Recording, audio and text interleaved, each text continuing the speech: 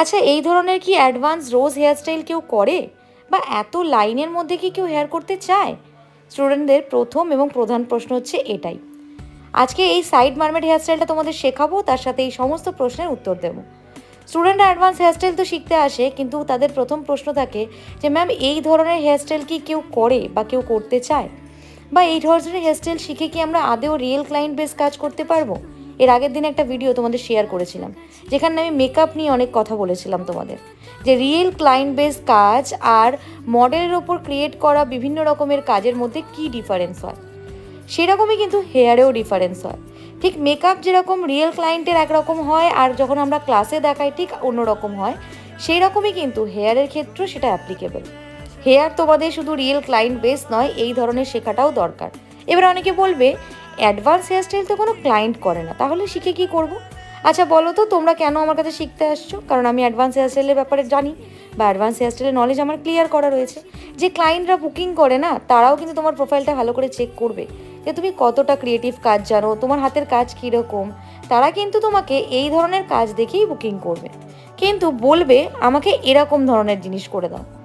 আসলে ব্যাপারটা কি বলো তো, তুমি কতটা জ্ঞানী বা তোমার কাজের কতটা পারদর্শিতা রয়েছে, সেইগুলো কিন্তু জাজমেন্ট দেওয়ার জন্য প্রত্যেকে একদম বসে রয়েছে। সেটা করুক বা না করুক, নিজের জীবনে সেটা অ্যাপ্লাই করুক কিংবা না করুক, কিন্তু তোমাকে তারা জাজমেন্ট দেবেই। সেরকমই অ্যাডভান্স হেয়ারস্টাইল বা অ্যাডভান্স মেকআপের ক্ষেত্রেও কিন্তু ব্যাপারটা অ্যাপ্লিকেবল। ক্লায়েন্ট কিন্তু পছন্দ করে মডেলের লুকই, কিন্তু সে রিয়েল ক্লায়েন্টের ছবি চাইবে। সেই রকমই ক্লায়েন্ট কিন্তু খুব কমই এই ধরনের লাইনস পুলিং দেওয়া অ্যাডভান্স হেয়ারস্টাইল পছন্দ করে, বা এত সময় হয়তো তারা বসতেও চাইবে না, কারণ একটা অ্যাডভান্স হেয়ারস্টাইল করা কিন্তু প্রচুর সময় সাপেক্ষ ব্যাপার। সেইটা কিন্তু ক্লায়েন্ট আমাদের প্রপারভাবে দিতেও চায় না। তার সাথে সাথে কিন্তু মেন যে ব্যাপারটা হয়ে দাঁড়ায়, যে ক্লায়েন্টকে করার জন্য যে টাকাটা আমরা বলে থাকি, সেটাও তারা প্রোভাইড করে না। কারণ এই অ্যাডভান্স হেয়ারস্টাইল করার জন্য কিন্তু প্রচুর পরিমাণে প্রোডাক্ট নষ্ট হয়, বা প্রোডাক্ট যায় বলতে পারো।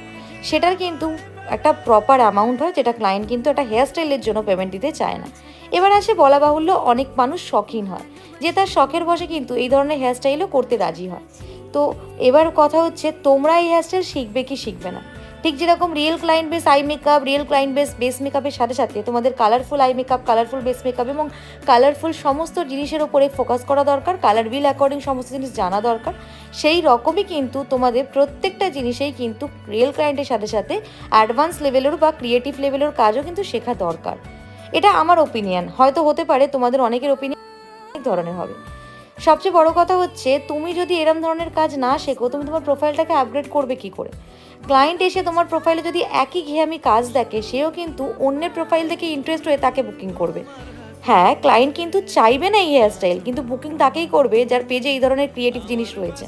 তো কেন তুমি সেই ক্রিয়েটিভিটিটা নিজের পেজে রাখবে না? তার জন্য অ্যাডভান্স হেয়ারস্টাইল শেখা কিন্তু তোমাদের সঠিকভাবে ভীষণ জরুরি, বা ভীষণ প্রয়োজনীয় বলতে পারো। আর অ্যাডভান্স হেয়ার মানে কিন্তু শুধু পেছনে একটা গোটা রোজ তৈরি করা না, অ্যাডভান্স হেয়ার কিন্তু ফ্রন্টেও হয়, অ্যাডভান্স হেয়ার কিন্তু মিডিলেও হয়। আর শুধু অ্যাডভান্স হেয়ার মানেই যে একগাদা লাইন পুলিং বা রোজ করাই নয়। অ্যাডভান্স হেয়ার কিন্তু কার্লের ওপরেও হতে পারে, বা অ্যাডভান্স হেয়ার কিন্তু টুইস্টিং টার্ন করে বা স্প্রেড করেও করা যেতে পারে। তো প্রত্যেকটা টেকনিক কিন্তু শেখাটা ভীষণ ইম্পর্টেন্ট। আমাদের ক্লাসে কিন্তু এই সমস্ত জিনিস ডিটেলিংয়ে শেখানো হয়, তার সাথে শেখানো হয় রিয়েল ক্লায়েন্ট বেস কাজ তোমরা অ্যাডভান্সের মাধ্যমে কী করে করতে পারবে, একটা নিট অ্যান্ড ক্লিন হেয়ারস্টাইল ক্লায়েন্টকে কীভাবে দিতে পারবে, এবং কত ধরনের টেকনিকে তোমরা হেয়ারস্টাইলটাকে ক্রিয়েট করতে পারবে বিভিন্ন বিভিন্ন লুক অ্যাকর্ডিং। ফ্রন্ট ভেরিয়েশন থেকে ব্যাক ভেরিয়েশন প্রত্যেকটা জিনিস কিন্তু আমাদের ডিফারেন্ট ওয়েতে দেখানো হয়, এবং স্টুডেন্টদেরকে বলা হয় যে তোমরা কিন্তু এই জিনিসটাকে টোটাল তোলার চেষ্টা করবে না। কোনো হেয়ারে তুমি ফ্রন্টটা করলে, কোনো হেয়ারে ব্যাক করলে।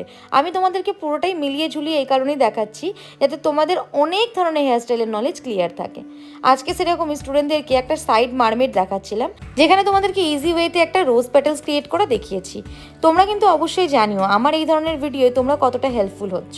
আমি কিন্তু সবসময় চেষ্টা করি আমার পেজের মাধ্যমে আমার যারা দর্শক রয়েছে তাদের কাছে কিছু শিক্ষণীয় ভিডিও পৌঁছে দেওয়া। সেরকমই আজকে মনে হলো যে এই ভিডিওটা তোমাদের যেরকম হেয়ারস্টাইল শেখানোটাও দরকার, সেরকমই কিছু কথা তোমাদের জানাটাও ভীষণ প্রয়োজন। কারণ অনেকেই আজকে বোঝে না যে অ্যাডভান্স হেয়ারস্টাইল তাদের জীবনে কতটা গুরুত্বপূর্ণ ভূমিকা পালন করে। আচ্ছা, ঠিক আগের ভিডিও ঠিক যেভাবে তোমাদের বলেছিলাম যে সারা জীবন যে তোমরা ক্লায়েন্ট করবে এরকম যেরকম কোনো নিশ্চয়তা নেই, তোমরা তো কোনোদিন স্টুডেন্টও করাতে পারো। সেরকমই স্টুডেন্ট করাতে গিয়ে তোমরা স্টুডেন্টকে কী শেখাবে? তোমাদের কাছে যদি কোনো স্টুডেন্ট ডিমান্ড করে যে ম্যাম আজকে আমার এই লাইন্সের ওপরে হেয়ারটা দেখার আছে, তোমরা তখন কি বলবে? যে এটা দরকার নেই, এটা না শিখলেই হয়, কোনো ক্লায়েন্ট করে না, এই কথাটা কি তোমরা বলতে পারবে? সেরকমই অ্যাডভান্স হেয়ারস্টাইল শেখাটা ততটাই ইম্পর্টেন্ট যতটা অ্যাডভান্স মেকআপ টেকনিক শেখাটা। কারণ একটা মেকআপ কিন্তু হেয়ার, কলকা, ড্রাপিং সমস্ত কিছু মিলিয়ে পরিপূর্ণ হয়। তো সেরকমই প্রত্যেকটা জিনিস নিট অ্যান্ড নিখুঁতভাবে শেখা খুব দরকার, নইলে তোমাকে অন্যের উপরে ভরসা করে কাজ নিতে হবে। কখনো কখনো তুমি হয়তো কলকা পারো না, তখন তোমাকে কলকা আর্টিস্ট ভরসা করতে হবে। যখন তুমি হেয়ার পারো না, তখন তোমাকে হেয়ার আর্টিস্টের ভরসা করতে হবে। আবার হয়তো শাড়ি ড্রাপিং তুমি খুব একটা ভালো করে পারোই না, তখন তোমাকে তোমার কোনো অ্যাসিস্ট্যান্ট ক্যারি করতে হবে। এই সমস্ত কিছু কিন্তু তখন তুমি নিজের হাতে করতে পারবে না।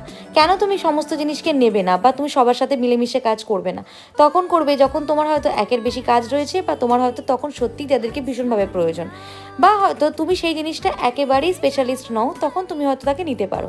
কিন্তু অল্প আত্র নিজের মধ্যে হাতের কাজ শিখে রাখা বা সমস্ত কিছু নিজে জানা খুব ইম্পর্টেন্ট। তুমি যখন নিজে কোনো কাজকে পুরোপুরিভাবে একা কমপ্লিট করবে, তার যে মানসিক শান্তি, সেটা কিন্তু আলাদা লেভেলেরই হয়। তার জন্য কিন্তু তোমাকে প্রত্যেকটা জিনিস নিজে অল্প একটু হলেও জানাটা ভীষণ জরুরি। অন্তত আমি এটা মনে করি যে একজন আর্টিস্টের কিন্তু অল্প বিস্তর সব কিছু জানা দরকার। হ্যাঁ, একদম কমপ্লিট একদম প্রপার নলেজ হয়তো নাই রাখতে পারো, কিন্তু অল্প বিস্তর যাতে তুমি একটা গোটা কাজ নিজে করতে পারো, যাতে তোমায় কারোর উপরে ভরসা না করতে হয়। আচ্ছা, এমন তো হতেই পারে তোমার হয়তো একদিন খুব ইম্পর্টেন্টলি কোনো আর্টিস্টকে দরকার এবং তুমি সেই দিনকে হয়তো কাউকেই পেলে না, কিন্তু এমন ভাগ্য তোমার, তুমি হয়তো সেই কাজটা নিজেও করতে পারো না, হয়তো তাকে ছাড়া তুমি কাজটাকে কমপ্লিট করতেই পারবে না। তখন কি করবে? কাজটাকে কি ছেড়ে দেবে? একদমই নয়। তাই জন্য কিন্তু তোমার নিজের হাতের ওপরে কনফিডেন্ট থাকাটা ভীষণ ইম্পর্টেন্ট, যে অ্যাটলিস্ট আমি নিজে সেই কাজটা করতে পারবো। এবার হেল্পের জন্য তো আমরা অনেক ক্ষেত্রে অনেক কিছু হায়ার করে থাকি, সেটা অন্যরকম ব্যাপার। আজকের এই হেয়ারস্টাইলটা তোমাদের কেমন লাগলো অবশ্যই জানাতে ভুলো না। আর এই নতুন নতুন হেয়ারস্টাইল এবং মেকআপ শেখার জন্য 23শে মার্চের ব্যাচটায় কিন্তু জয়েন করতে পারো। যারা শুধু অ্যাডভান্স হেয়ারস্টাইল শিখতে চাইছো, তারা কিন্তু অবশ্যই আমাদের মে মাসের ব্যাচটাতে জয়েন করে নিতে পারো। আজকের কথাগুলো তোমাদের কেমন লাগলো এবং হেয়ারটা কেমন লাগলো অবশ্যই কমেন্ট বক্সে জানিয়ে যেও। আজকের হেয়ারস্টাইলে কিন্তু আমার মডেলের প্রচুর ব্রেকেজ হেয়ার এবং বেবি হেয়ারের প্রবলেম ছিল, তার সাথে কিন্তু মডেলের হেয়ার ওয়াশ করাও ছিল না, প্লাস ওর হেয়ারটা অলরেডি আগের থেকে অনেকটা ক্রিম্পিং করা থাকে, আমি খুব একটা ক্রিম্পিংও কিন্তু করিনি। আজকের হেয়ারটা কেমন লাগলো অবশ্যই জানাতে ভুলো না। Thank you.